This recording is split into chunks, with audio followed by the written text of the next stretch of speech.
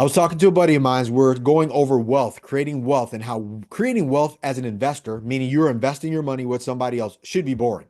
You should know exactly what you're getting into. That's why I tell people, for me as an investor, right? I have my Bell Capital. It's a private equity real estate fund. I'm not looking at a bunch of other stuff. I'm not looking at car washes, mobile home parks, hotels, condo conversions. None of that matters to me. Everything for me is great multifamily commercial real estate, 200 units and plus, great locations, A plus locations, A class properties or B plus properties. That matters to me. And it needs to be cash flowing. It needs to have the tax advantages. We need to be able to get good debt. Right now, the debt market is not as friendly, but that matters. Why? Because when I'm talking to you guys, I'm actually convinced about my vehicle, right? So if you're going to make a decision to invest with me, you should talk to somebody who's actually more convinced than you are about what they're doing. You don't have to invest with them, but you need to know where you're going to put your money at. That's the difference between risk and gambling, right? Period. Because if you're investing your money with somebody who's gambling on the next strategy out there, that's tough. Like one of my buddies I was talking to, he's an investor as well. He was talking to me about a potential opportunity for multifamilies or these townhomes and condo converting them. And I was like, yeah, you can do that, man. But the difference of doing a condo conversions, I've never done a condo conversion, but I have done CPR stuff with a buddy of mine so far as like breaking up a lot, right?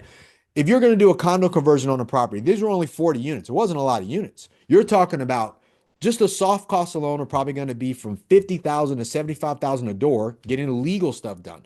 Once that's done, you got to put together a HOA, HOA maintenance because you got to have fees. You got to know where you break even to sell each one of these units. He also said there were rentals currently. So during that time, you got to go talk to the tenants, find out if they're staying, find out if they're moving, honor their lease. There's a lot happening. That is not an investment. That is a fucking job. So if you're thinking about like people who are like not sure, they're just trying to find ways as an investor or an investment to say, look, let's make money. Now, there's people that I know, there's people in Hawaii like Abe Lee, Adam Lee, which is his son, as well as Peter Savio. These guys have built a career, probably 40 or 50 years off of doing condo conversions.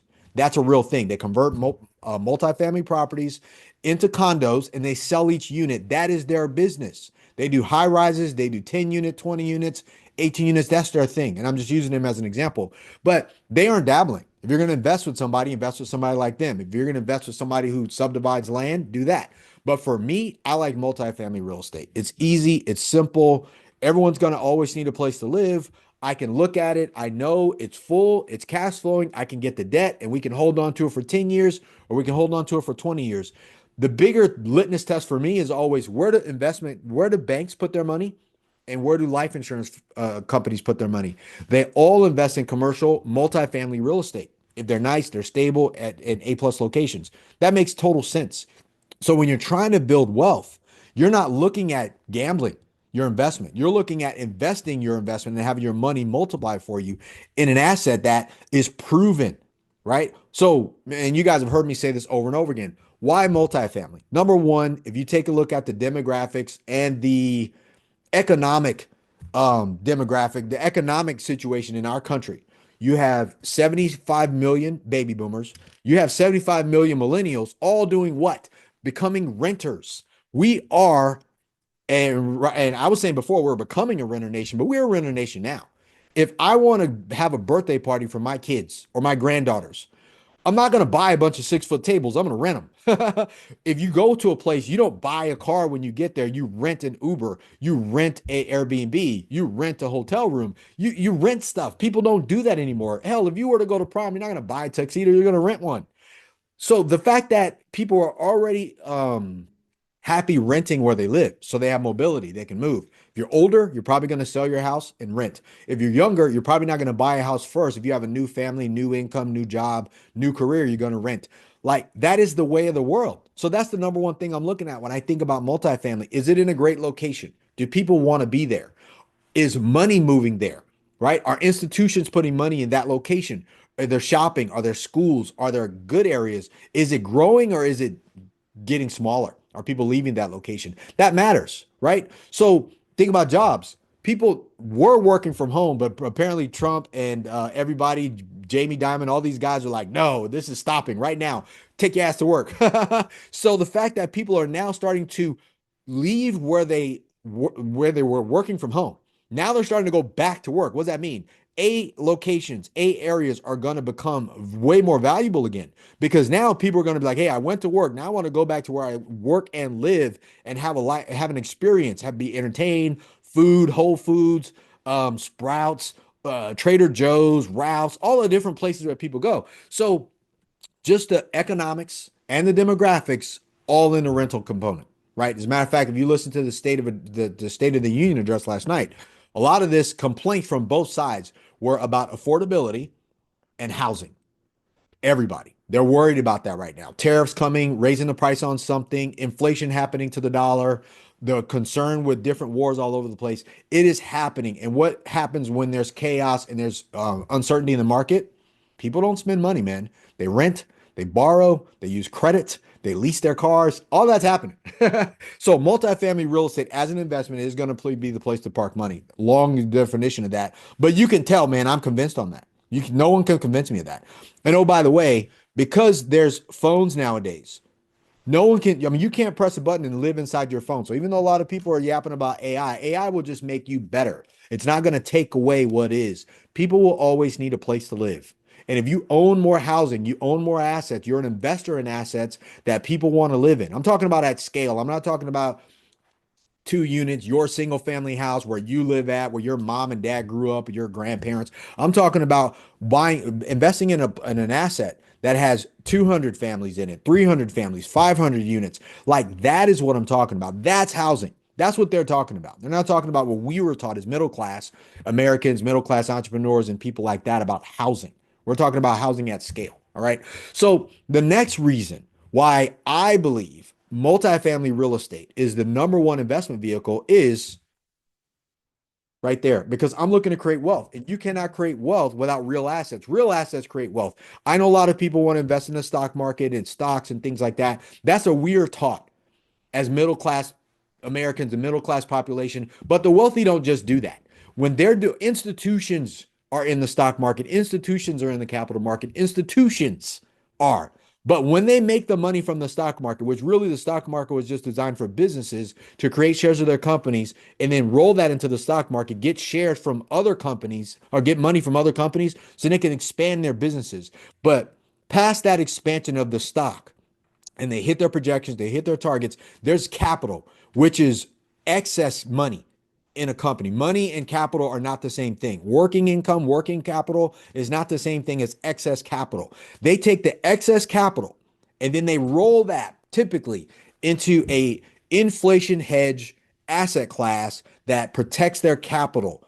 And it's called capital preservation. You hear Warren Buffett talk about it all the time. Number one thing, do not lose money. What is he talking about? Capital preservation.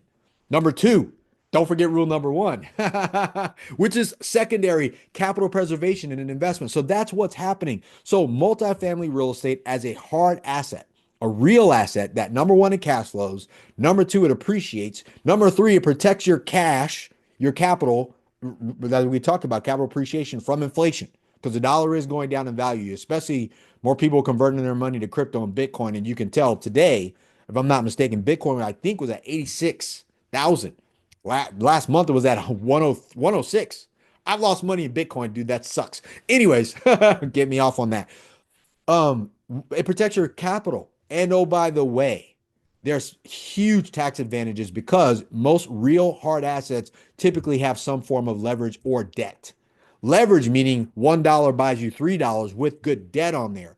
And if you have a hard asset or real asset and you can get debt, that is a real asset in the institutional world, to the capital world, in the economic space. If you cannot get debt on what you consider an asset, it is not an asset. Your single family house where you live at is not an asset. It's a liability. And if you doubt me, go to your CPA and tell them you are an accredited investor, you have a single family house, and you want to put that in your asset column. And they're going to say, you know what? This doesn't qualify you for being accredited based on the SEC, the Securities and Exchange Commission, which is supposed to protect you from unscrupulous characters, but they're also telling you at the same time your primary resident doesn't qualify you to be an accredited investor. So you have to either have $1 million net worth, excluding your primary residence, or you make 200,000 a year based on your income. And then the other one is like you make $300,000 a year with a combined whole income, husband, wife, spouse, whatever, right? Why am I saying all that? Because you need to know this stuff. Where your money is, how do you create wealth? What are you doing? Your investments need to be tied to something that is a hard asset. That's why I think, again, I'm going through this because military, multifamily real estate is the way to go. I said military because I used to be in the military. When I got out, that was the biggest thing I wanted to do. I wanted to create wealth, and I was like, I want to buy multifamily real estate. So, anyways, that's another video, another story. But I share this with you guys. Why? Because as I watch what's happening in the world, I know there's going to be a big shift. I made a video about it. I talked about it. I got way too amped up because I'm in the throes of passion about really like, hey, we created Bell Capital because I want to help the everyday investor get access to institutional quality assets. But here's the rub of that. If you don't take creating wealth and making it your duty for yourself, you and your family, you will not have any. I think the next 4 years is going to hit everybody pretty hard. I'm going to be running very hard to raise capital so I can help as many investors as I can get involved in multifamily real estate, something that's cash flowing, something that gives them the tax advantages, something that creates wealth for their family long term. I think if you don't put your attention, full attention on, if you have a business, if you're an entrepreneur, marketing, like you need a new skill. What used to work, if you'd be a great salesperson, that is inverted. Now you have to be a great marketer. You need to be a person that knows how to generate income through leads, talking to another human being, and closing your either service or products. If you don't generate more revenue, take your revenue and then convert your cash into a hard asset, you will not have a business and you will not have any capital or money to spend later on down the line. Because everything you see happening, all this disruption with the tariffs, with wars that are being broken up right now or trying to be broken up, there's going to be a cost increase on a lot of basic goods, cars, food, all the other things that are happening. You're going to be pissed off about it. It's not the president's fault. He's doing everything he said he was going to do. It is not your fault. You need to do what you say you're going to do. And don't complain about the increase of cost. Complain about your lack of commitment to creating wealth, creating more money, taking your money and converting it into a real asset that cannot be taken away from you later. This is going to be important. All of you guys out there that I'm gonna put money in my way in my 401k, my IRA. I got a business, but I'm just trying to like make $4,000 or $5,000 a month. That needs to stop. You need to put your attention on marketing and sales, doubling or tripling how much money you make, and then take your excess, convert your cash to a real asset that creates cash flow, that appreciates over time in value, that protects your income and the money, the cash from going down in value. You get the tax benefits of what's happening, but it's a long play for you, right? It has to be a long-term thinking. Here's why. Because everything you watch is happening right now, 4 years from now, will get dismantled. If anything good happens, it'll get taken away. If anything bad happens, it'll be amplified because they're going to pull this president out. They're going to pull Trump out. We'll be having a new president. He can't do it twice. He's already won once. Any good he does will be wiped away. So all of you people out there that don't prepare yourself over the next 4 years for battle, after this 4 years into the next 8 years or decade of your lifetime, will not have a battle to fight. You will be riding somebody else's wave or you will be dead. Think about it. All of you guys that worked in the federal government that had a job at some point are now not getting paid, or you're not going to get hired, or there's been a freeze on hiring and paying you guys. What does that mean? There's going to be more people out there looking for a job that are not conditioned to get out there and work. Now, you can hire them. They're probably great people when you need them because you're going to need to scale your business, and you can't scale without more employees and more revenue. But if you don't have marketing, you don't have leads for these people, you can't train them on anything, then they're not going to have, they're going to be a drain on you. They're going to be a drain on society. And what's going to happen? More money is going to come out, and we're going to have to take care of them too. And what are they going to become? Renters. That's just what it is. They're going to sell their assets. They're going to take some money. They're going to rent. Who are they going to give that money to? The people who own assets, who are renting their assets to them. And it'll be real assets. They're not going to leave their money in the bank. They're already going to feel like they got screwed from the federal government, from their job, from the state. They're not safe. They're going to be planning for the next 20 years of their life through retirement, because most of the people that are losing their jobs in the federal government, they're 40 years old. They're going to be looking forward to 65, 70 years old when they retire. They're not going to leave it in their retirement account because they're going to be like, oh, the government screwed us. We're never doing that again. We're going to take it into our own hands, and they're going to take their money and they're going to somehow rent, and they're going to live off of what they can. They're going to budget it over the next 25 years, or they're not going to be able to make it if they can't work. And you can't hire them because they don't have the skills, because they're not going to go market anything. And then they're going to take that money and they're going to give it to who? The people who bought assets over the last 4 or 5 years. They have to. I don't know, like this, it just blows my mind that some people can't see it. I see it, right? But I'm trying to share this with you guys. This is so important to me. I've been investing in real estate for 30 years, and my it's like 20 something years. All of that time prepared me for now. I didn't see it until last night. I watched the State of the Union address, and I watched the anger of all the people from the Republican side and the Democratic side. Everyone's really fighting for the same thing, the American public. But who is fighting for the American public, so to speak? Everybody on there, private equity, they come from private equity background. They come from hedge funds as a background. They come from asset management as a background. It's the political party on the side that claims to want to help the little guy who seems to not have any money, but they're also investors. They're also in the stock market. They're also in the economic and political geographic in the geo-economic side of the world. You need to become one of them. They're not fighting for you. They're fighting for their own stances.